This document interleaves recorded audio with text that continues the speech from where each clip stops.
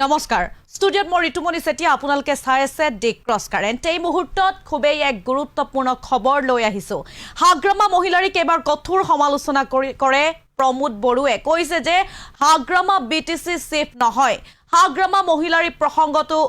গুৰুত্বপূৰ্ণ নহয় তদুপৰি কৈছে পাৰিষদ হৈ বিগত 2 বছৰত পৰিষদীয় বৈঠকত এবাৰো অহা নাই প্ৰমোদ বড়ু এই মুহূৰ্তত জনাইছো গুৰুত্বপূৰ্ণ খবৰ যে ক্ষমা কৰিব পাৰিষদ হৈ বিগত 2 বছৰত পৰিষদীয় বৈঠকত এবাৰো অহা নাই হাগ্ৰামা মহিলাৰী এনেদৰে হাগ্ৰামা মহিলাৰীক কঠোৰ সমালোচনা কৰে প্ৰমোদ বড়ুৱে হাগ্ৰামা মহিলাৰীক কঠোৰ সমালোচনা প্ৰমোদ বড়ুৰ হাগ্ৰামা মহিলাৰী প্ৰসংগটো গুৰুত্বপূৰ্ণ নহয় বুলি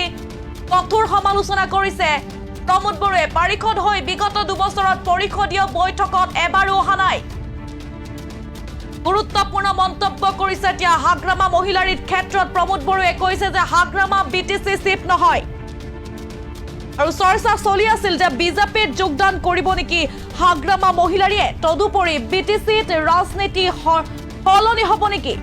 আৰু আন এক প্ৰশ্ন উত্থাপন হৈ আছিল আৰএছএছৰ শৰণাপন্ন হ'ব নেকি হাগ্ৰামা মহিলাৰী এই কাৰণে এই প্ৰশ্ন উত্থাপন হৈ আছিল যে কিছুদিনৰ পূৰ্বে ৰাষ্ট্ৰ স্বয়ংসেৱক সংঘৰ শীৰ্ষ নেতা ইন্দ্ৰেশ কুমাৰকে কেইদিনমানৰ পূৰ্বে হাগ্ৰামা মহিলাৰীয়ে নাগপুৰত সাক্ষাৎ কৰা বুলি চৰ্চা চলিছিল তদুপৰি আৰএছএছৰ আন এগৰাকী শীৰ্ষ নেতা বিএল সন্তোষকো নতুন দিল্লীত হাগ্ৰামা মহিলাৰীয়ে সাক্ষাৎ কৰা বুলি বাতৰি ওলাইছে আনহাতে ইন্দ্ৰেশ কুমাৰক সাক্ষাৎ কৰাৰ ভিডিঅ' আৰু ফটো বুধবাৰে ৰাজহুৱাৰ পাছতে ৰাজ্যজুৰি হাগ্ৰামা মহিলাৰীয়ে বিজেপিত যোগদান কৰিব নেকি বুলি সৰব চৰ্চা চলিছিল আৰু ডক্টৰ হিমন্ত বিশ্ব শৰ্মাৰে বৈঠকত মিলিত হোৱাৰো বাতৰি লাভ কৰা হৈছিল তাৰ পাছতে এনেকুৱা ধৰণৰ প্ৰশ্ন উত্থাপন হৈছিল যে বিজেপিত যোগদান কৰিব নেকি হাগ্ৰামা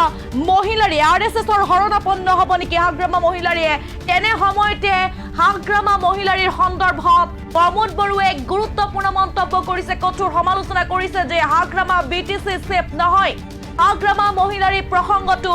গুৰুত্বপূৰ্ণ নহয় পাৰিষদ হৈ বিগত 2 বছৰত পৰিষদীয় বৈঠকত এবাৰো অহা নাই বুলি কঠোৰ সমালোচনা কৰে প্ৰমোদ বড়ুৱে মন্তব্য আমাৰ হাতত আছে আপোনালোকলৈ আগবঢ়াইছো লগত আমাৰ কোনো এটা জড়িত নাই গতিকে ৰাজনীতিটোৱে একমাত্ৰ কথা